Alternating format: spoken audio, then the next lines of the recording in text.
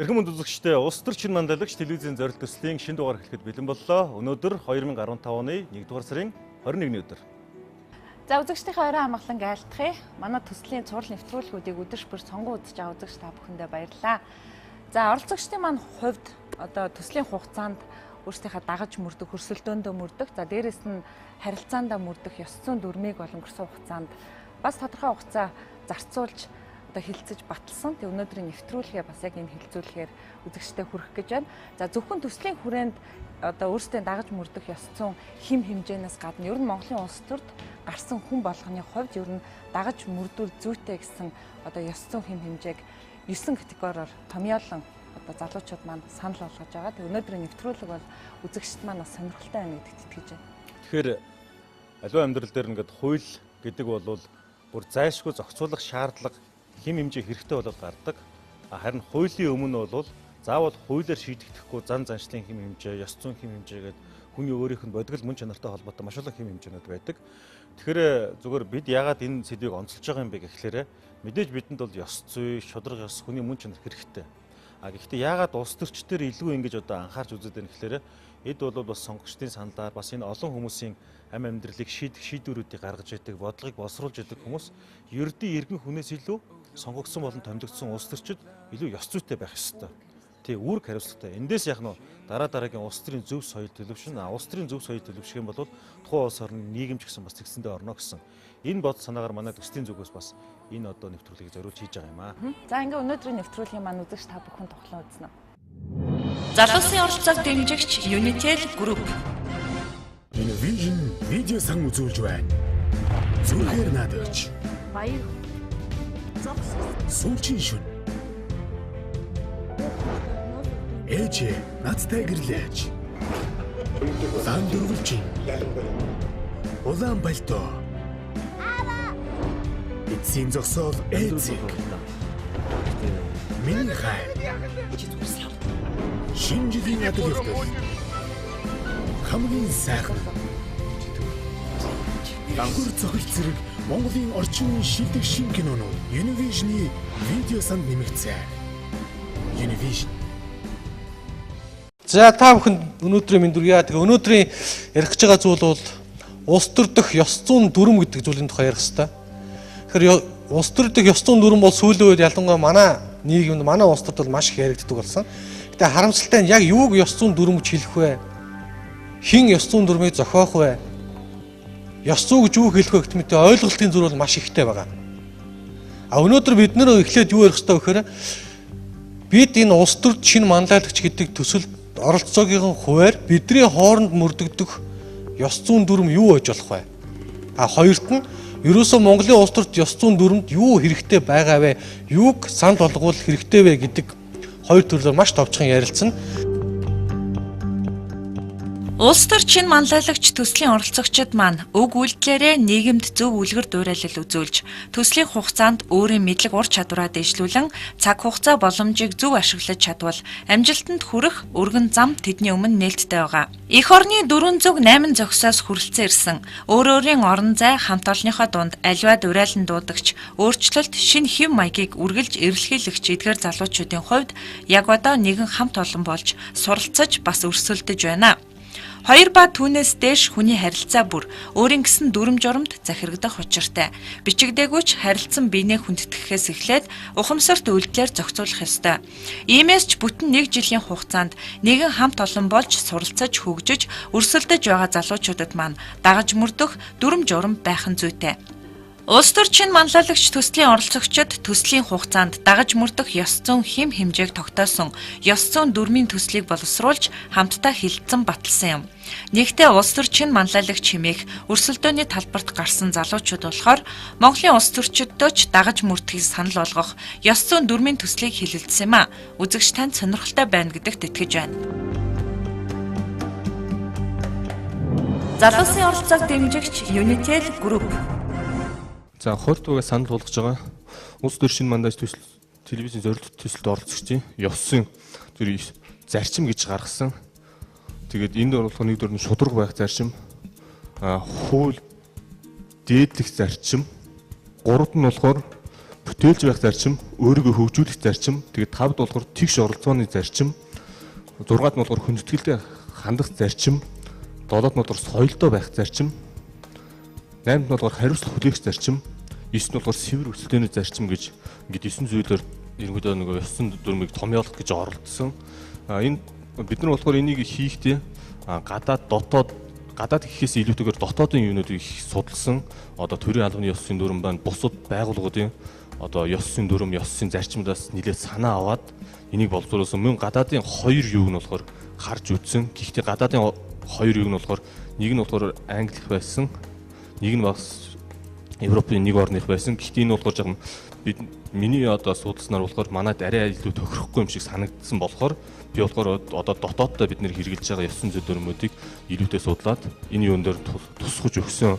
Тэгээд ерөнхийдөө болохоор нөгөө энэ 9 юун дээр нь болохоор бүх юунуудаа багтаах гэж оролдсон. За манай багийнхан бас мэдээж судалгаа хийсэн байгаа. Дээрээс нь урд нь болж исэн болон ирээдүйд болцошгүй зүйлийг харгалзан үзэж бид нар энэ ёсон кодыг 9 зүйлд оруулсан байгаа. За нэгдүгээрт шудраг өрсөлдөөнийг эрхэмлэн шүүгчдэд болон зохион байгуулагчдад нөлөөлөл үзүүлэхгүй байх гэдэг ийг бол санал нэгтэйгээр оруулсан. Хоёрдугаарт нэвтрүүлгийн болон оролцогчдын нэр хүндэд сөргөөр нөлөөлөх үг, үйлдэлийг биеийн хилэмжээр бусад хэлбэрээр илэрхийлэхгүй байх гэж оруулсан. Гуравт нь аливаа асуудалд өөрийн үзэл бодлоо бусдад тулахгүй байх, бусдын үгийг сонсох, хүндэтгэлтэй хандах. Та өөрийнхөө үзэл бодлыг илэрхийлж болно. Гэхдээ бусдын үзэл бодлыг одоо сонсох, хүндэтгэлтэй хандаж, өөрснийхөө үзэл бодлыг тулахгүй байх гэсэн энэ зарчмыг заашгүй оруулах ёстой гэж үзэж 3 дугаар зүйлтэнд оруулсан. За дөрөвт нь багийн үйл ажиллагаанд идэвхтэй болон үр дүнтэй оролцох, мөн оролцоог одоо үнэлүүлэх гэдэг ийм зарчмыг оруулъя гэж ярьсан байгаа. Яа тэгэхээр багийн гишүүдийн харилцан адилгүй идэвхтэй зарим хүмүүс идэвхтэй оролцоод байдаг, зарим их үр дүнтэй оролцоод байдаг, зарим идэвхтэй ч үр дүнтэй ч оролцоод байдаг. Тэр энэ хоёрыг бас харгалзан үзэж үнэлгээнд ингэж оруулах нь зүйтэй гэж оруулсан. 5-д нь бусдад зарчимч шудраг шаардлагыг ил хилдэг байх. Одоо хүний араар хэлэх биш тийм ээ. Хүний араар хэлдэг ч юм уу энэ нь эргээд нөгөө нэр хүндийн гутаах тийм зорилго агуулж иж магадгүй учраас хэрв та болохгүй байх, чи болохгүй байх гэж хэлж байгаа бол яг нүүрэн дээр нь ч юм уу ингэж хэлье гэж хэлсэн. Бид нар тогтсон байгаа. За 6-ад нь бусдын нэр хүндийг унгаах зорилгоор худлаа ярих, хов хэлэх, утган үүмүүлэхгүй байхыг бол оруулсан. 7-д нь тэмцээний дүрмийн дагуу хасагдсан тохиолдолд хасагдсанаа хүлээн зөвшөөрнө гэсэн. Тэрнээс гомдол мэдүүлээд би юм байсан чи ингэчлээ гэд ямар нэгэн одоо гомдол мэдүүлж иний араас одоо хөөцөлдөхгүй одоо тэр шүүгчдийн болон тэмцээний дүрмийн дагуу тоглолтоо хийнэ гэсэн ийм санааг оруулсан. За 8-д нь асуудалд үндэслэлтэй баримт нотлохоотой хандхаа. Тэрнээс ш тэр тгийж хэлсэн учраас ч гэдэг юм уу ямар нэгэн байдлаар тэр нөгөө үндэслэл баримт нотлохоогүй хэлэх юм бол энийг бас ёс зүйгүй одоо бас тооцож байгаа. За 9 нь ёс зүйн дүрмээ зорчсон тохиолдолд нэвтрүүлгийг өөрийн хүсэлтээр орхиж байх гэдэг ийм бас шинэлэг байдлыг юм оруулсан байгаа. Тэгээ бидний хамгийн том одоо анхаарал энийг заавал оруулаач гэж ярьж байгаа юм. Ёс зүйн хороо гэдэг зүйлийг энэ төслийн одоо дотроо байгуулъя. Баг болгоноос нэг хүнийг оруулаад, зохион байгуулагчдаас нэг хүнийг оруулаад тэр 5 хүн нь бол ёс зүйн хороо болоод хуралддаг. Тэгээд янз бүрийн өргөдөл гомдол одоо баахан асуудлууд гарсан шүү дээ. Тийм асуудал ирэхэд тэр ёс зүйн хороогоор хилцдэг. Тэндээс сануулгах, хасах ийм одоо шийдвэрийг гаргах эрх мэдэлтэй ёс зүйн хороог энэ код батлагдсны дараа бол цөмөрөө байгуулвал үр дүнтэй юм болов уу? Тэр нь бие биендээ хяналт тавьдаг дотоод одоо менторингийн үйл ажиллагааг бол явуулах боломжтой байна гэж бидний зүгээс бол харсан байгаамаа. Улсын хурлын гишүүнийг нэрэлсэн. Улс төрчийн ёс зүйн код ямар байх ёстой вэ гэж сануулж байна. Өөр улс орн зөндөө байгаа юм. Солон санацсан юм уу? Зэвсэг байна. За бид санаад явуулсны дараа нэг явах.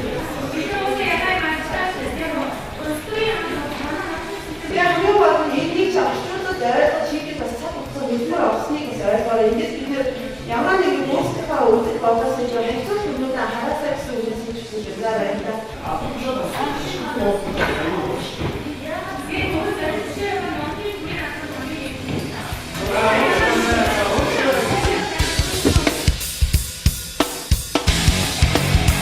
Тодорхой хугацаанд бас баг болж хамтарч ажилласны хувьд те улс төрчин ёс зүйс илүү үнэхээр бидний яг туршлага дээр үндэсч ингэж багийн ёс зүйн дүрмүүд бас гарч байна.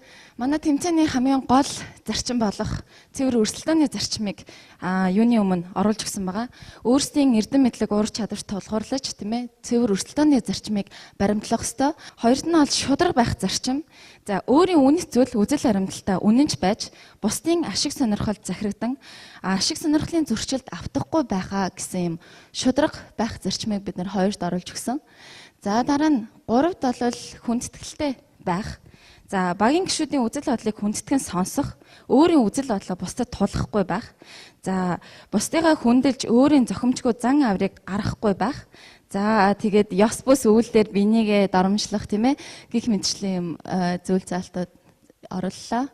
За дөрөвт нь ерөнхийдөө багаар хамтран ажиллах оролцоо гэдэг бол нэг талаараа магадгүй нэг ойлголт гэхдээ багаар ажиллана гэдэг бол яг бинийгээ сонсох тэгээ үзэл бодлыг хүндэтгэх. За ийм оролцоо гэдэг бол нэг талаасаа идэвхтэй санаачлагтай оролцох гэдэг утгаараа бид нараас арай өөр ялгаатай байх ёстой болов уу гэж үзлээ. Багийн ажиллагаа нэг талаараа ганцаарчилсан тоглолт бол биш.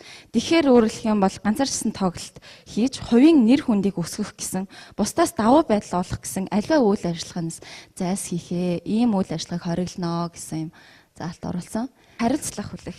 Энэ бүх ёс зүйн асуудлуудыг бид нар зөрчөөд байвал ямар хариуцлага тооцох ёстой вэ гэдэг дээр оруулж өглөө. Залуусын оролцоог дэмжигч Unitel Group. Ерөнхий ивент тэтгэгч яг одоо яг эндээс Pepsi брэнд. Сая баг бүр бол 2 төрлийн 900 дүрмээр саналаа хэллээ шүү дээ тийм ээ. Нэвтрүүлэгт оролцож байгаа оролцогчд маань дундаа ямар 900 хэм хэмжээтэй байх юм. Хоёрт нь ерөөсөө Монголын улс төрчид ялангуяа одоо ихэнх маань парламентод яасан байна л да бокссон байна. Улс төрийн ямар 900 дүрмтэй байх юм бэ гэдэг талаар яригдж байна. За тэгэхээр энэ бол анзаарж байхад бол 2 3 зүйл анзаарж байгаа. Нэгдүгээрт бол маш тодорхой байх хэрэгтэй. Хоёрдугаарт тунхагийн шинжтэй биш тодорхой хариуцлага оноодог системтэй байх хэрэгтэй.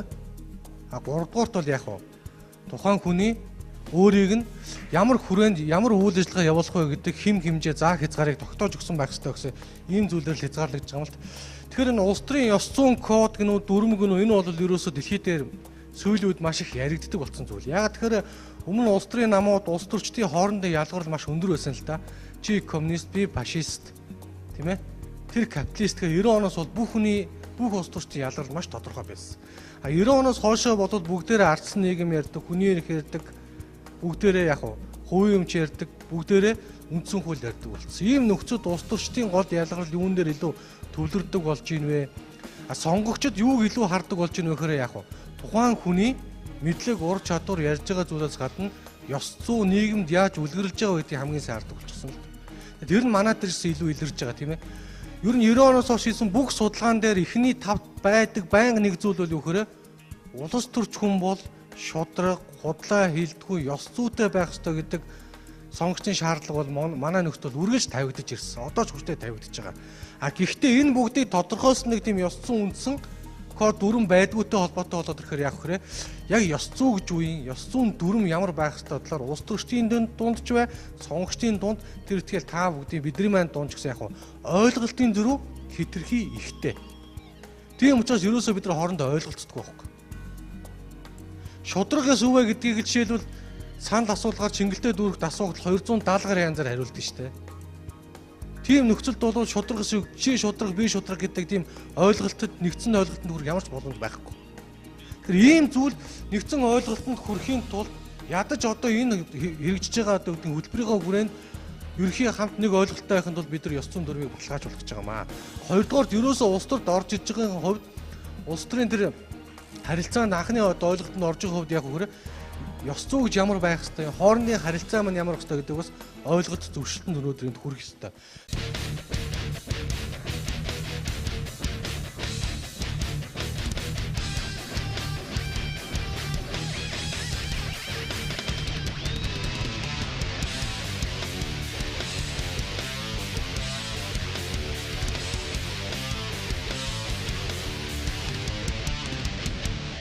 Тэгэхээр ямар ч сонгогч, ямар ч нийгмийн жирийн гэргэн улс төрчөөс юу шаарддаг вэ гэхээр улс төрч хүн болвол ёс зүйн хувьд үлгэрлэн дагуулагч байх ёстой гэдгийг шаарддаг. Тийм байна уу үгүй юу гэдэг бол бодит байдал өөр. Альц тойрог дээр өтсөн, альц сонгогчтой уулзсан шаарддаг зүйл бол юу гэхээр чи ёс зүйтэй байх ёстой, түүгээрээ үлгэрлэн дурах ёстой гэдэг ерөнхий шаардлагыг бүх сонгогч ямар нам, эвсэл, улс төрчийг дэмждэг сүүл хамааран чамаас байнга шаарддаг. Тэр ийм зүйлийг нэг нь шаардж байгаа юм чи тэр хүний сонголтонд тэр нь илүү чухал суурь хөдөлж байгаа юм чи улс төрч хүн бол яг хөө тэр шаардлагад нийцсэн тийм ёс зүйтэй байх нь бол маш тодорхой байдаг. Тэгэхээр ийм шаардлагад хүрэхийн тулд яах ёстой вэ гэхээр олдуу улс төрчд маань өөрсдөө дотоод харилцаанда ёс зүйн код гэдэг зүйлийг бүрдүүлдэг. Ёс зүйн код яагаад заавал хэрэгтэй вэ гэхээр улс төрч бол хүмүүсийн амьдралд нөлөөлөх шийдвэрийг гаргаж байгаа хүн. За парламентын түвшиндээ ямар юм? Орон нутгийн түвшиндээ ямар юм? Аймгийн түвшиндээ ямар юм? Хотын түвшиндээ ямар юм? Яг тэр шийдвэр гаргаж байгаа хүрээнийхээ түвшиндөө тэнцүү хэмжээний яг уу ёс зүйн хим хэмжээтэй байх ёстой гэж үзээ тэрийг нь тогтоож өгдөг байх нэ гэж. За хамгийн сүүлд ёс зүйтэй холбоотой хамгийн чухал зүйл вөхөр улс төрч ёс зүйтэй байх нь төрийг тухайн улс төрчийг өөрийг нь яг уу хүмүүс хүлээн зөвшөөрөх хамгийн том хандлага болдог. Улс төрчд өөртөө ёс зүйн аливаа зөрчилдүүд гаргаад ирэхээр тэр төрийг хүлээн зөвшөөрөх иргэдийн оролцоо маш их солирдог. Өнөөдөр манайд хамгийн тулгамжиг асуудал энэ шүү дээ. Яагаад хүмүүс төрийг хүлээн зөвшөөрөхгүй вэ? Яагаад хүмүүс хуулийг баг мөрдөхийг ирмэлцлээд байгаа юм, тийм ээ? Яагаад хүмүүс өөр улс төрчийг хайгаад байгаа? Гол шалтгаануудын нэг нь бол манайд ёс зүйн үнэлттэй холбоотой улс төрчд. Нэг хууль баталдаг. Тэр хуулийг чи мөрдөөд байдаг улс төрч мөрдөхгүй байвал чам тэрийг мөрдөх ямар сонирхол төрөхгүй шүү дээ. Тэгэхээр ийм зүйлээс хамгаалахын тулд урьдчилан сэргийлэхийн тулд дээрэс нь тэр улс төрчийг үйл ажиллагааг тодорхой хүрээнд барихын тулд ёс зүйн код гэдэг зүйлийг баталдаг байх нэ гэж. Ерөнхий ивент тэтгэгч хөгжилд хүргэх Монголын жигүүр Хүннүү Эйр. Ивент тэтгэгч цэвэр агаарт эрүүл амьдарцгаая шин налайх хороолол. Ивент тэтгэгч дэлхийд танигдсан Монгол брэнд говь. Хамгийн эхлээд ёс зүйн код батлахын тулд түрүүний бас зарим багуудаар гарч лээ. Ойлголтоо нэгтгэх ёстой. Яг энэ ёс зүйн код гэдэг зүйл дээр яригдж байгаа зүйл яг ямар утгатай юм бэ гэдгийг нэгдсэн ойлголтод хүрэхийн тулд тэрийг яг ёс зүйн дүрм дээр урьдчилаад оруулцдаг. Жишээлбэл шудраг ёс гэж юу вэ гэж. За энэ бол ерөнхий зарчим шүү дээ. Шудраг ёсыг дээдлэх.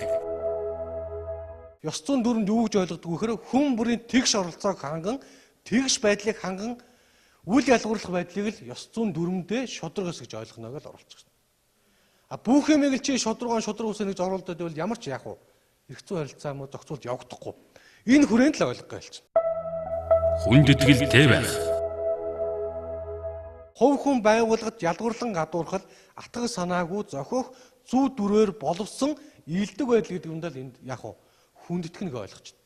Чи ёс зүйн дүрмэн дотроо хүндэтгэлгүй байсан гэж үзчихвэл яг уу ялгуурлан гадуурсан байвал тодорхой атгах санаа илэрхийлж ивэл боловсон ийдэг байгааг бол яг хүндэтгэлгүй гэдэг яг уу хэсэгт маань орох нэ гэж ойлгож байгаа. Үйлчлэх.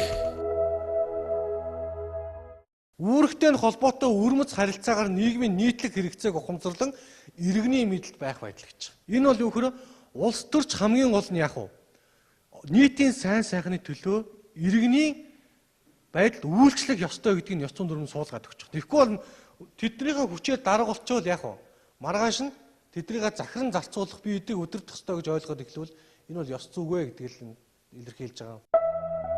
Хариуцлагатай байх. Өнгөрсөн ба одоогийн үйлдэл элсэн үйлдэлийн ёс суртахуун эрх зүйн үр дагавруудыг тооцсон тэдний хариуцлагыг үүрэхэд бэлэн байх байдал гэж. Ямар нь улс төрч ямар нэгэн үйлдэл бол яг шийдвэр гаргахчийн үйлдэл байдаг учраас эрх зүйнч байна уу бусад бүх тохиолдолд гаргаж байгаа үйлдэлийнхээ хариуцлагыг бүрэн даах чадвартай байх хэрэгтэй гэдэг л хамгийн чухал. Тэгэхгүй манайд гардаг гол зүйл энэ шүү дээ тийм ээ. Би уул нь мдээгүй байсан. Тэр намайг тэгж холигдсон. Би их сайн хүн байгаа юм. Гарч байгаа нь өстой яах вэ? Уул нь их өөр бодолтой байсан энэ гэдэг юм зүйл яг уу тийм байхгүй. Ёс зүгээр бол чи тийм байсан ч гэсэн тийм байсныхаа төлөө холигдуулсныхаа төлөө яг уу буруу шийдвэр гаргасныхаа төлөө муу хүмүүс өгөнд орж одоо хариуцлагагүй шийдвэр гаргасныхаа төлөө хариуцлага хүлээд миний буруу гэдээ явдаг чадвартай байл гэсэн. Шудраг байх. Ерөнхийдөө нэг л зүйлийг орч. Улс төрчийн шудраг зан гэж юу гэхээр олж авсан эрх мэдлийнхаа хүрээндээ тийм ээ түүнийгээ давуу байдал болгон ашиглахгүй зүү зөгчтэйгээр ашиглаа л гэсэн нь маш тодорхой. Сүүлийн үед яг философчид ч юм уу нэг зүйл яриад байдаг нь вөхөрөө ёс зүй гэдэг бол заавал ийм зүйл дээрээ ялгаж заагаж ойлгож байгаа тодорхойлохгүй бол хүмүүр өөрөөр ойлгоод эхэлдэг гэж. Жишээлбэл боолын ёс зүй, эзний ёс зүй гэж тустай байна гэдэг. Эзний хувьд ёс зүйн хэмжээ тогтоохдоо юу гэж ойлгодог вөхөрөө хүмүүс миний үгийг дагж ивэл энэ бол ёс зүйтэй.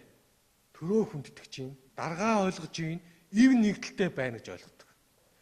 Харин тэрний доор байгаа ёс зүй хүн бол ёс зүйг юу гэж ойлгодог, шудраг байдлыг юу гэж ойлгодог вэ гэхээр энэ хүний болж байгаа үйл явдлыг дагна, болохгүй байгааг нь дагахгүй. Энэ хүн бол яг уу миний сайн сайхны төлөө надад үйлчлэх ёстой гэж хардаг. Тэгэхээр энээс шалтгаалаад ингээ ёс зүйн зөрчлүүд гарч эхэлдэг юм байна л да. Тэгэхээр энээс хамгаалахын тулд яаж юм?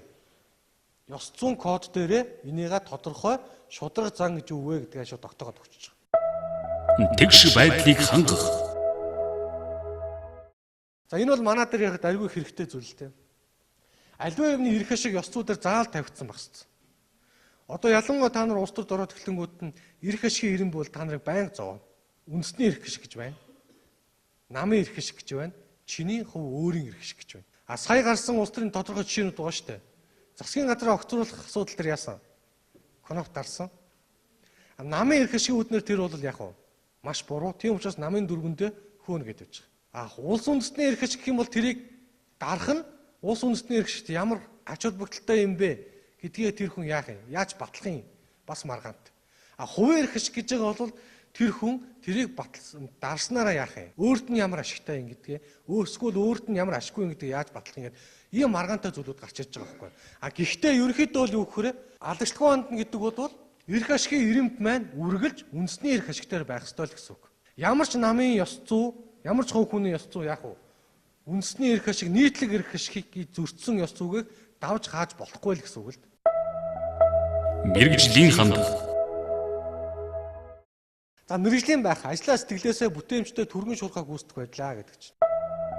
Ил тод байдлыг эрхэмлэх. Ил тод байдал улс төрч хүн өөрийн болон үүргээ гүйцэтгэж буй хууль, тогтоох, гүйцэтгэх байгууллагын мэдээлэлд улс төрчийн үйл ажиллагаатай холбоотой мэдээлэлд иргэд өөрийн эрх хэрэгчлөөг хамгаалахыг хүссэн тохиолдолд хууль тогтоомж нийтүүлэн чөлөөтэй алагчлалт үгүй хандах тогтолцоог олгоно гэж. За манай дээр гардаг нэг нам те чи намаас гарчаа чи намын хүний ажил төрөлд авсангүй өмгөөлсөнгүй өнтер гэл. Эсвэл одоо юу гэдгийг таймаа дотроо тэр нам энэ намыг жугаагдаад нэгнийхээ үндсэн ёс зүйг хангахын хооронд яг намынхаа ёс сурталчилгуур тавиад үчил энэ бол буруу л гэсэн. За амьдрал бол ямар ч баримтчгээс илүү нарийн нийлүүд байдаг гэлээч ёс зүйн кодонд арслыг сайжруулах, улс төрийн ажил дүүргийн нэр хүндийг сэргээх, сайн туршлагыг хөгжөөх гэсэн зорилго агуулгадж байгаа гэж. Ёс зүйн дүрмийг жинхэнэ утгаар нь яг энэ дэлхийн жишг нийцүүлж батлуулсан түүнийгээ мөрддөг хариуцлагын тогтолцоог нь байнга ингэ шалгаж идэг тийм институттэй улс төрийн нэгч нам, улс төрийн нэгч байгууллага Монголд байхгүй. Тийм учраас улс төрийн шинэ манлайлалыг төслийнхэн маань яах вэ гэхээр улс төрчийн ёс зүйн кодыг, ёс зүйн дүрмийг юу гэж нэрлэн тэмээдүүлээр тохирчин тэрнийхээ дагуугаар эхлээд дотроо ойлголцох хэрэгтэй байна. Оролцогчд маань ямар байх юм гэдэг ёс зүйн дүрмээ батлая. Тэрний дараа ерөөсөө Монголын улс төрчид ямар байж болох вэ гэдэг ёс зүйн дүрмээ хэдүүлээ ерөнхийд журам гаргаад дараа нь яг улсын их хурал, улс төрийн намуудад өргөн барих нэг иймэрхүү ажил байна. Залуусын оролцоог дэмжигч Unitel Group. Ерөнхий ивент тэтгэгч яг одоо яг эндээс Pepsi брэнд. Ерөнхий ивент тэтгэгч хөгжилд хүргэх Монголын жигүүр Хүннүү Air. Ивент тэтгэгч цэвэр агаарт эрүүл амьдарцгаая шин налайх хороолол. Ивент тэтгэгч дэлхийд танигдсан Монгол брэнд Говь. Vision видео сан үзүүлж байна. Зүрхээр наадагч. Баяр. Сүүлчийн шүн. Ээжээ надтай гэрлээч. Сан дөрвөлчин. Улаан пальто. Эцсийн зогсоол эцэг. Миний хай. Шинжлэлийн ядаг явдал. Хамгийн сайхан. Дангур цохил зэрэг Монголын орчин үеийн шилдэг шин кинонууд Univision-ы видео санд нэмэгдсэн. Univision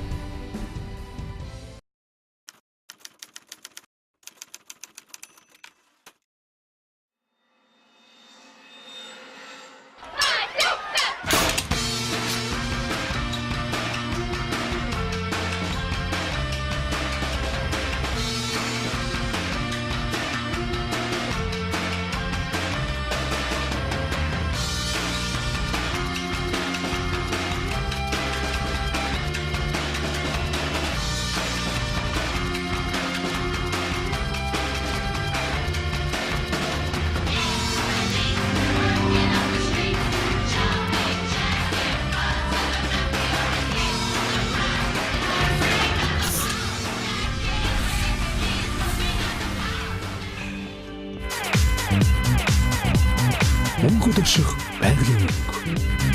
Намар өвлийн шин загварууд худалдаанд гарлаа.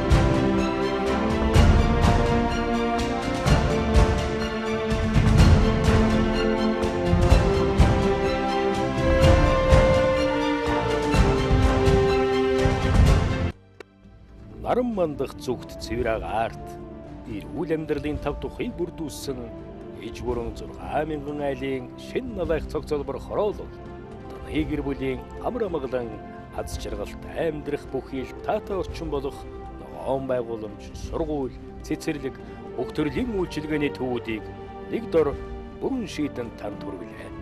Цэврэг арт эрүүл амьдарцгаая.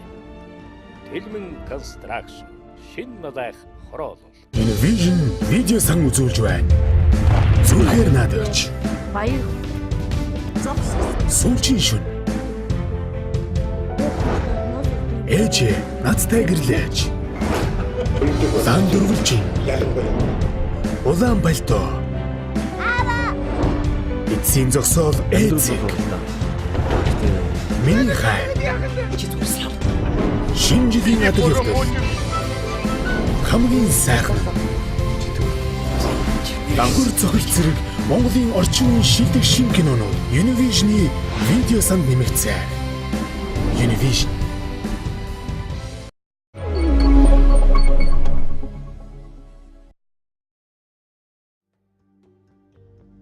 Улс төрчин манлайлагч төслийн оролцогчид хамтдаа дагаж мөрдөх, өрсөлдөөндөө баримтлах энэхүү зарчмын төслийг хэлэлцэхдээ тус бүр 9 агуулгад томьёолсон юм.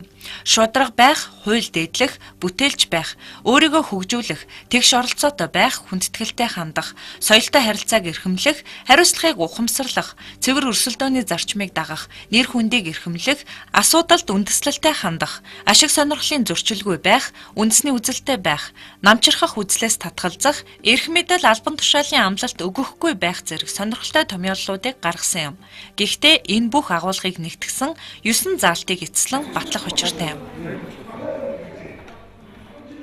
Хамгийн нэгдүгээр бүгдээрээ шударга байцгаая.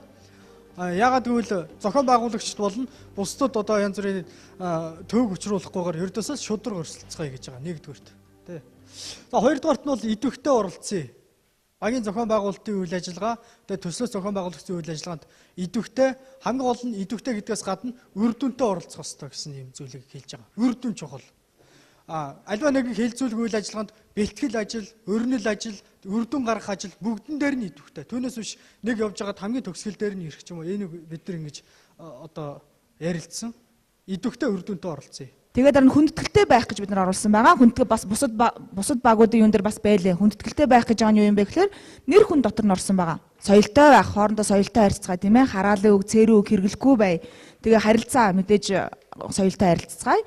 Тэгээ хариуцлагатай байх мэдээж альва нэг үйлийг ихтэй хүн өөрөө хэлсэн үгэндээ эзэн, хийсэн үйлдээ эзэн байх хэрэгтэй. Би альва нэг ажил хийсэн бол тэрэндээ хариуцлага хүлээхэд бэлэн байх хэрэгтэй. Тэгээ бүтээлч байх. Мэдээж бид нар альва нэг юм хийхдээ зүгээр л нэг хийхийн төлөө хийх биш. Альва нэгэн зүйлийг бүтээхийн тулд заавал хийх хэрэгтэй тийм ээ. Бүтээн байгуулж үр дүнтэй гэсэн үг. Үр дүн өндөр байхын тулд өөрийгөө хөгжүүлэх. За энэ өөрийгөө хөгжүүлэх гэдэг дээр нэг тайлбар хэлчихье гэж бодож байна л да. Илтгэх ч юм уу мэтгэлцэж чадахгүй байсан гэхэд л энэ тэмцээний дараа ч юм уу тэмцээний явцад заавал тэрийг сурцсан байдаг ч юм уу те. Тэмцээний зүгээс өгж байгаа энэ сургалт юм уу хариуцлагатай өөр дээрээ бас тусгаж аваасаа гэдэг үднээс энийг орууллаа. За ёс зүйн хороог бид нар оруулахгүй гэж бол орууллаа л да. Яагаад тэгэхээр бид нар ийм ёс зүйн дүрм гаргачихж байгаа юм бол энэ дүрмийн хэрэгжилтийг яаж хангаж байна гэдгийг шалгадаг ч гэдэг юм уу те. Хэрвээ зөрчсөн байх юм бол яаж шийдэх вэ гэдэг зүйл шийдвэрлэдэг нэг хэсэг байх учраас тэрийг заавал ёс зүйн хороо гэж нэг хэсэг хүмүүс байя те. аль болох олон тоотой нэг багийг мэдээж нэг хүн төлөөлж чадахгүй 2 3 хүн ч гэдэг юм уу тэгээд оруулъя гэсэн саналтай байгаа. Сая өмнөх багуудын ярьсан бүх юм энд ингээд тусгагдсан байна. Бидний хувьд бол шинээр гарч ирсэн зүйл бол ерөөхдөө алга маш их одоо саналууд нь давхцж байна. Хамгийн гол нь нэвтрүүлгийнхаа нэр хүндийг хэдүүлээ сайн бодцгоё залуучуудаа. Энийг их өөрөөсөө бас алхам тутамдаа эргэн тойрныхаа хүрээлд бас нэвтрүүлгийнхаа нэр хүндийг өндөрт өргөх цэвэр байх тал дээр нь өөрөөсөө бас ёс зүйтэй хандъя гэдгийг л уриалъя. За баярлалаа. Хамгийн их давтагдж байгаа зүйлүүдээ аваад тэгээд 9 хүргэх хэвээр. Тэгээ миний бодлоор бол шудраг байх гэдэг бүх баг дээр байна тийм ээ. Шудраг гэж хэлээгүй нэг ч баг алга. Тийм учраас шудраг байх гэдэг тэр томьёолыг оруулаад үүнийгээ задлаад 9 зүйлээ оруулах саналтай байвал гараар юугаар мандат өргөх үү? За бараг 100 багш гэн тий. За хоёр дахь нь бол идэвхтэй байх. Идэвхтэй оролцоотой өдөр ч юм бол хамт явах уу? Та нар юу гэж бодож байна? Бүтээлж авч аварна тийм ээ. За энэ дээр гараа өргөч. Яг тэр дөрүүлэн дээр нь давтагдж байгаа учраас тий. За бүгд дээр гараа өргөч. За гуравт нь нэг зүйл байгаад байна. Төслийн нэр хүндийг өргөж явна гэсэн юм байгаад байна. Энд дээр та нарын бодлоо. За өргөч. За ингээд 3 бүлэг бол ямар ч сан гарчлаа зөв. За харилцааны соёлыг бол бүгд илэрхийлсэн байна. Янз бүрээр илэрхийлсэн байна тийм ээ. Томьёол нь бол өөр байна. Нэг нэгэнтэй хүндэтгэлтэй хандъя, хараалын үг хэлэхгүй бай тийм ээ. Хэвлэл мэдээллийн хэрэгчлэр одоо хамаагүй яахгүй бай энэ гэсэн. За тэгээ соёлтой бай энэ гэл. Харилцааны соёлоор нөх юм. За энэ дээр баталчих. За 4. Хариуцлага гэсэн юм байгаад байна. Тий. За хариуцлагатай дүгэл гараа өргөч. За ингээд 5 болж байна уу? За шийдвэрийг хэрэгжүүлдэг байх, хүнлэг байх, эх оронч байх, бие биенээ дэмжих, хариуцлагатай байх, хувийн нууцыг хадгалах байх гэж одоо. За та нар юу гэж бодож байна? За тэгвэл мандат өрч найдвартай дээр.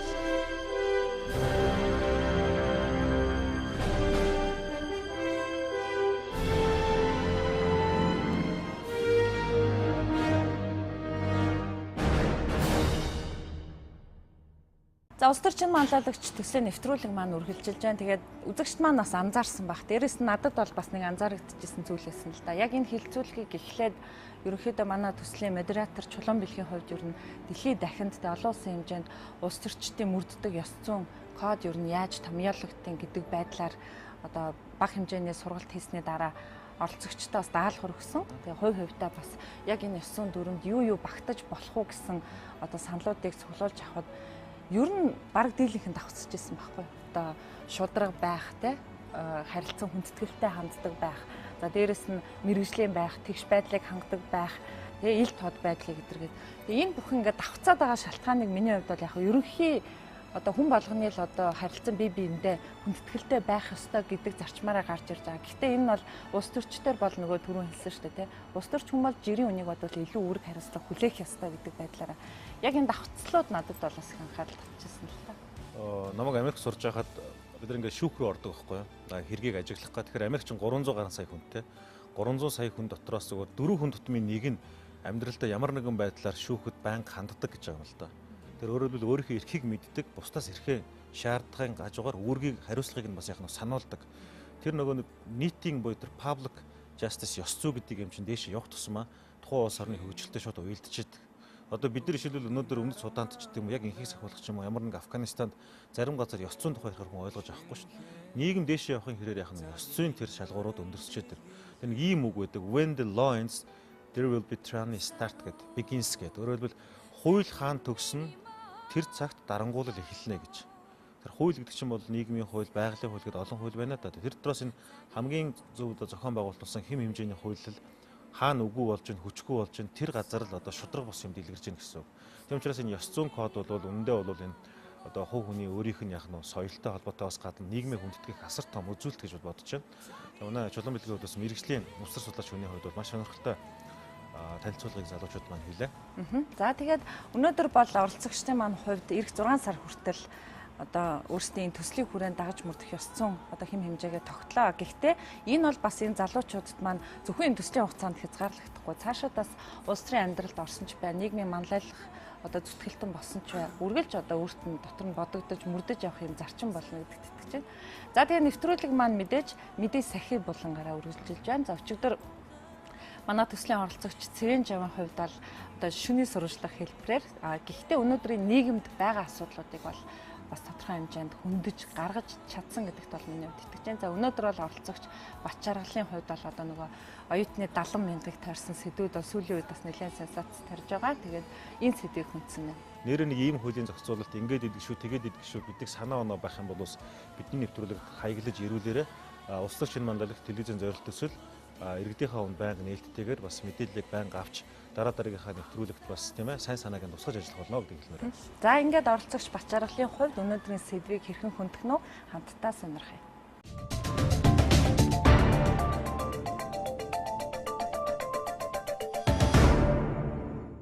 Тэгэхээр өнөөдөр хүн болгон нэг хуулийн зүйл залтыг зөрчигдөж байгаа, биелэгдэхгүй байгаа хуулийн асуудлаар бид нар ярилцж байгаа. Тэгэхээр өнөөдрийн миний ярьж байгаа хуулийн зүйл залтын сэдэв маань бол 2011 оны 7 дугаар сарын 9-ний өдөр батлагдсан Дээд боловсролын санхүүжилт ба суралцагчдын нийгмийн баталгааны тухай хуулийн нэгэн зүйлтийг би авч үзсэн юм а. Өнөөдөр оюутан залуучууд 70,200 төгрөгийн тэтгэлгийг оюутан болгон авж байгаа. Энэ нь бол нөгөө төгөөр эцэг их оюутнуудад маш олон олон талын дэмжлэгээ үзүүлж байгаа бодит хөрөнгө оруулалт гэж бидний зүгээс харж байгаа. Тэгэхээр энэхүү тэтгэлгийн маань хуулийн нэг заалт байдаг л да. Тэгэхээр энэ хуулийн заалтанд юу гэж байдаг вэ гэхээр Дээд боловсролын санхүүжилт суралцагчдын нийгмийн баталгааны тухай 8.2 боловсролын тухай хуулийн 28.1-8 заасны дагуу аттестатчлагдсан дээд боловсролын сургалтын байгууллагад энэ хуулийн 7-гийн 1-1-д заасан шаардлагыг ханган өдрийн ангид суралцж байгаа суралцагчид сурах хугацаанд нь сар бүр үндэсний тэтгэлэг олгоно. Хичээлийн 1 жилд олгох үндэсний тэтгэлгийн доод хэмжээ нь 10 сарын турш сар бүр хөдөлмөрийн хөлсний доод хэмжээний 50% тэнцэх хэмжээтэй байна. Тэгэхээр өнөөдөр оюутан залуучууд маань 70,200 төгрөгийн тэтгэлгийг авч байгаа. Энэ тэтгэлгээнд бодохдоо бол хөдөлмөрийн хөлсний доод хэмжээг хуучнаар нь бодож 140,400 төгрөгөөр тогтсон байдаг. Гэтэл 2013 онд хөдөлмөрийн хөлсний доод хэмжээг шинжилэн тогтоох тухай засгийн газрын тогтоолоор хөдөлмөрийн хөлсний доод хэмжээг 192,000 төгрөг болгож тогтоосон байдаг. Тэгэд ингээд үзэх юм бол өнөөдөр байгаа оюутан залуучууд маань энэ хуулийн хэрэгжилтийг биелүүлэх гэх юм бол 192,000 төгрөгийн одоо тал хувь буюу 96,000 төгрөгийг бол оюутан залуучууд одоо хуулийнхаа хүрээгээр бол авах эрх нь үүсэж байгаамаа. Харамсалтай нь энэ одоо хуулийн хэрэгжилтийг хинж биелүүлэхгүй ямар нэгэн одоо субъект одоо биелүүлэхийг бол төдийлөн итвэх санаачлаг гаргахгүй ажиллаж байгааг өнөөдөр бид нар харж байгаа. Холбогдох боловсрол сайжруулах ухааны яамд хандангуут боловсрол сайжруулах ухааны яам бол сангийн яамд бид нар саналыг тавьсан. Сангийн яам бол дотоод 70,200 төгрөгөөр орж ирсэн төсөөр биднэрт энэ мөнгийг шилжүүлж байгаа гэдгийг илэрхийлж байгаа боловч сангийн яам дээр бол яг тодорхой хариу байхгүйгээр ерөнхийдөө бол хөдөлмөрийн хөлсний доод хэмжээг 140,400 төгрөгөөр бодож өнөөдрийн хүртэл оюутнуудад тэтгэлэг олгож байгаа нь бол энэ бол хуулийн энэ одоо заалтыг бол бид нар хамтдаа зөрчиж байна. Энэ хуулийн заалт зөрчигдөж байгаа асуудлыг бол бид нар оюутнууд бол бүгдээр бас харах хэрэгтэй. Тэгэхээр цаашид үнэхээр энэ хуулийг оюутнууд бид нар эдийн засаг хүнд байгаа энүүд 96,000-ыг авъя гээгүй. Зүгээр анханасаа бид нар хууль баталж байгаа, шинжилж байгаа, хөдөлмөрийн хөлсний доод хэмжээ гэж тогтоож байгаа энэ тохиолдолд бол анханасаа хуулийг одоо батлаж мөрдөх энэ үеийг бол маш сайн тооцоолж төлөвлөж олон талын саналыг авч одоо шийдвэр гаргах юм бол урт настай мөн хэрэгжилт нь одоо бүрэн дөрөн хэрэгжихүйц юм хууль гарах бүрэн боломжтой байсан. 70,200-ийн тэтгэлэг ер нь авж байгаа юу? Авч байгаа. Тэгэхээр энэ 70,200-ыг хэрхэн яаж тогтсныг мэдсэх үү? Одоо ямар үндслээр хуулийн үндслээр энэ тэтгэлгийг яг энэ 70,200 гэж тогтоосон юм бла? Аас сонсохны бол яг хөдөлмөрийн хөлсний доод хэмжээтэй холбоотой л гэж сонссон үед сонсч байсан. Тэгээд яг 70,000 л гээл 70,000 өгөхөр болсон л гэж бичсэн шүү дээ. Зүгээр нэг өөр юм бол мэдээг. Орон нутгаас ер нь ирж суралцж байгаа оюутнуудад ер нь 70,200-ийн тэтгэлэг ер нь юунд зарцуулдаг вэ? Жишээ нь одоо өөрөө нууц шил ер нь тэтгэлгээ аваад юунд зарцуулдаг? Тэтгэлгээ аваад эхний 1-р курстээ бол ном дэвтэргээд зарцуулдаг байсан бол дараагийн хугацаанд бол төлбөртөө оруулдаг байсан. Ер нь хөдөлмөрийн хөлсний доод хэмжээний 50% тэнцвэц хэмжээний тэтгэлгийг бол оюутны тэтгэлэг болгож олгож байгаа. Гэтэл хөдөлмөрийн хөлсний доод хэмжээ бол 2 жилийн өмнө бол нэмэгдсэн байдаг. Тэгэхээр энэ нэмэгдлийг хуулийнхаа дагуу бол нэмэгдэх орох ёстой л доо. Энэ дээр ер нь оюутнууд хэр мэдээлэлтэй байдаг бол тодорхой хэмжээний мэдээлэл бол байхгүй. 9 сарын 1-нд бол хууль шинжилгээтэй батлагдсан 90,600 болно гэсэн байсан. Тэгээд одоо 72,100-аар байгаа. Тэгэхээр энэ хуулийн 5 дугаар бүлэг дээр юу гэж заасан бэ гэхээр Дээд боловсролын санхүүжилт суралцагчдын нийгмийн баталгааны тухай хууль тогтоомж зөрчигчид хүлээлгэх хариуцлагыг энэ дээр дэтсэн байна.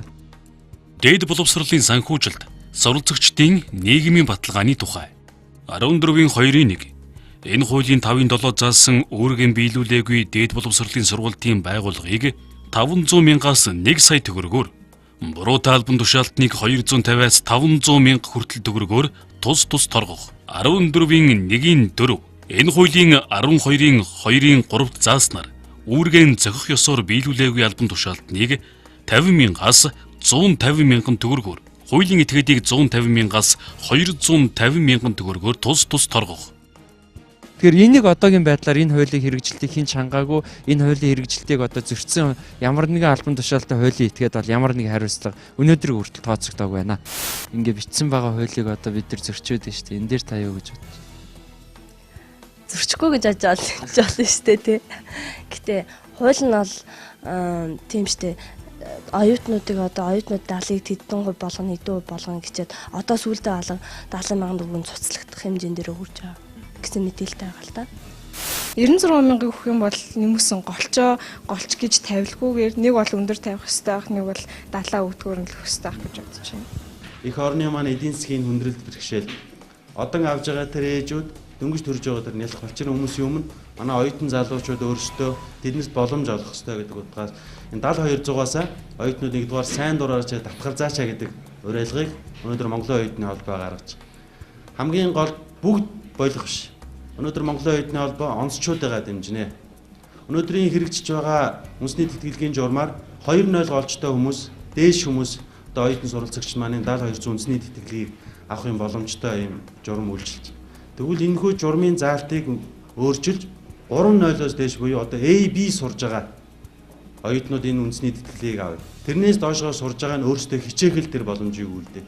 Гэхдээ бид нар юм болгон дээр голч зааж одоо бүх хүн онд сурах гэхээсээ илүү бас нэг энэ голчид үл хамаарах хүмүүс байна. Хөгжлийн бэрхшээлтэй оюутнууд маань байна. Хагас өнчин бүтэн өнчин оюутнууд маань байна. Нийгмийн эмзэг бүлгээс одоо суралцж байгаа энэ оюутнууд маань байна. Нийгмийн итгэх оролцоотой байгаа. Эх орныхоо төлөө өөрийнхөө чадах бүхнийг хийж байгаа энэ хүмүүсийг бас 7200 авах хэрэгтэй. Хуулийг бол хэрэгжүүлэлт зүгээр байх л та. Гэхдээ одоо тэгээд улс нэх өгмөргүй биш өгмөрлөө байх. Тэгээд боломж нь олдохгүй байгаа бол нэмж чадахгүй байгаа хэл гэж бодож байна шүү дээ. Ер нь бол одоо улс төрчид бол 70,200 оюутнууд бол үр ашиггүй зарцуулаад байна. Аригсах дууралганд хөдөлтөж авж байна. Эсвэл одоо ямар ч үр ашиггүй мөнгөө зарцуулдаг гэдэг шүүмжил нийгэмд яваад байдаг шүү дээ. Ийм шүүмжилж байгаа хүмүүс ер нь яг оюутан хүний зүгээс өөрийнхөө байр суурийг хилээж ер нь ялангуяа улс төрчид ч юм уу тийм ээ. Үгүй шүү дээ, тийм биш. Одоо жишээ нь манай онгийнхаа оюутнуудын ном гэхэд л айгүй үнэтэй шүү дээ. Нэг ширхэг номонд л дунджаар 25,000 төгрөг гэж тооцоолох юм бол бид нар одоо жилд 7 хичээл орлоо гэхэд 7 ширхэг ном аав тий. Тэрний 2-ыг авч хүрэлцэж байгаа хгүй. Энэ бол бид нарт их авааштай тал гэж бодож байна. За тэгээд өөр боловсролын их сургууль, МОИС центргээд хэрэгцээтэй бүх зүйлдээ зарцуулаад явдаг болов уу гэж бодож байна. Зарим нэг оюутнууд ч гэдэг нь шүү дээ. 70 авахаар өвлийнхөө хувьцааг авч өмснөө ч юм уу те.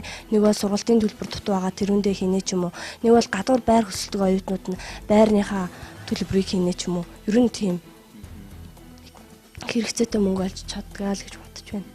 Өнөөдөр оюутан суралцагчид маань 7200 буюу үндэсний тэтгэлэг урамшууллын тэтгэлгийг зөв захин зарцуулдаг. Сургалтын төлбөрөө төлдөг, хичээлийн хэрэглэгдэхүүнээ авдаг, амжиргаандаа зарцуулдаг ийм олон орны судалгаа нь. Өнөөдөр 7200-аа аваад оюутан гадаадын үнэтэй ресторанд хоол иддэггүй, үнэтэй брендийн гадаадын хувцас авдаггүй. Эргээд бидний ээж аав, эргээд бидний жижиг дунд эргэлж байгаа Монгол гэр бүлийг одоо энэ оюутнуудаар дамжуулсан санхүүжилт явдаг байсан. Өнөөдрийн бидний энэ хөндөж авсан сэдв маань өөрөө бол хин нэг буруутгаж аль нэгэн хүнд бурууг тохиох гэсэнгүй. Өнөөдөр хууль батлагчид, хууль санаачлагчид ямар хууль баталдаг, түүнийг хэрхэн хэрэгжүүлдэг байдгийг бодит жишээгээр нэгэн жишээгээр л бид нар авч үзчихлээ. Тэгэхээр иргэд хуулийн тухай мэдлэгийг өөрсдөө сайжруулах, замун оюутнууд ч гэсэн хуулийн тухай өөрт холбоотой асуудал бол сайн мэдэх шаардлагатай байна.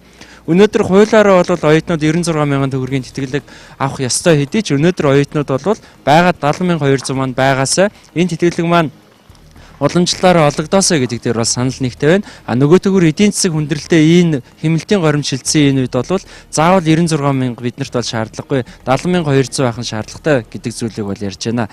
Гэхдээ энэ нэвтрүүлгийн төгсгөл бид нар юу гэж хэлэх гээд байна гэхээр ер нь шийдвэр гаргагчид ямар нэгэн хуулийг санаачлахдаа түүнийг сурчлах ажлыг хамтд нь хийж мөн одоо холбогдох хуулиуд нь гарахдаа дагаж мөрдөх хуулиуд нь бол үндсэн яг гол хуультайгаа бол уялдаж авах энэ систем рүү бол шилжих хэрэгтэй байна. Тэгэхгүй бол жил болгон ямар нэгэн хууль батлагддаг, өмнөх хуулиа үгүйсгдэг, өмнөх хуулийнхаа хүчин зүйлийг одоо буруу зөрүүгээр илэрхийлэх ийм тохиолдол гардаг учраас өнөөдрийн бидний барьж авсан сэдэв маань бол энэ оюутны тэтгэлэг 70,200 юу эсвэл 96,000 гэдэг дээр бид нар энэ одоо хуулийн хэрэгжилтэн дээр анхаарал хандуулаач гэж иргэдээс хүссэн юм а.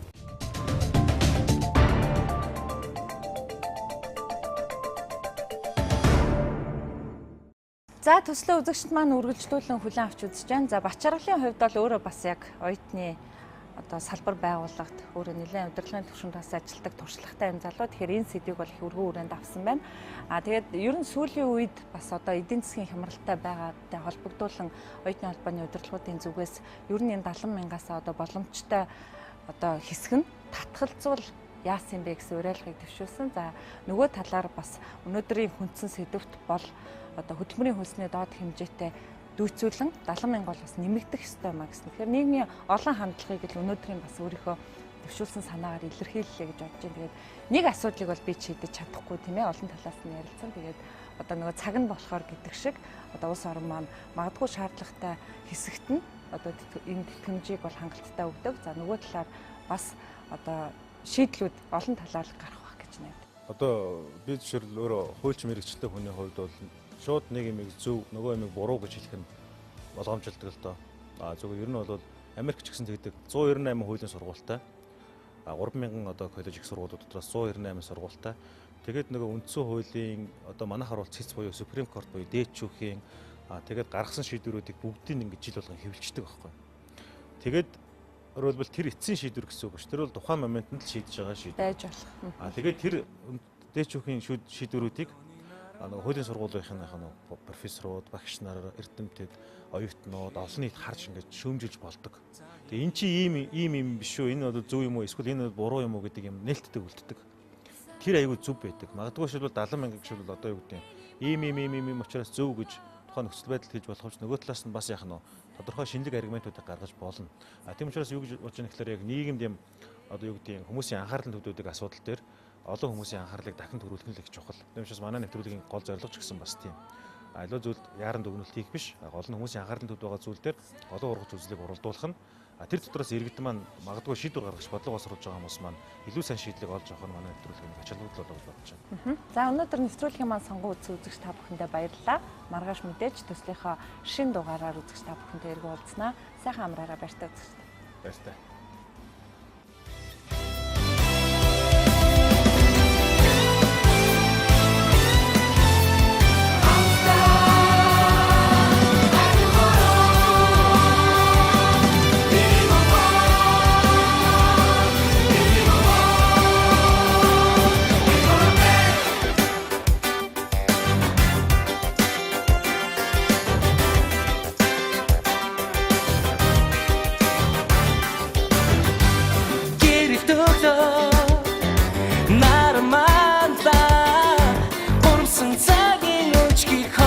Jogara batida Erkem saha Mini mongo Etnet taki Otrut undurla Erkem saha Mini mongo Lorun etnet taki Otrut shiner undurla Enkugloni Naramanda Ergik taki Итгэл авчлаа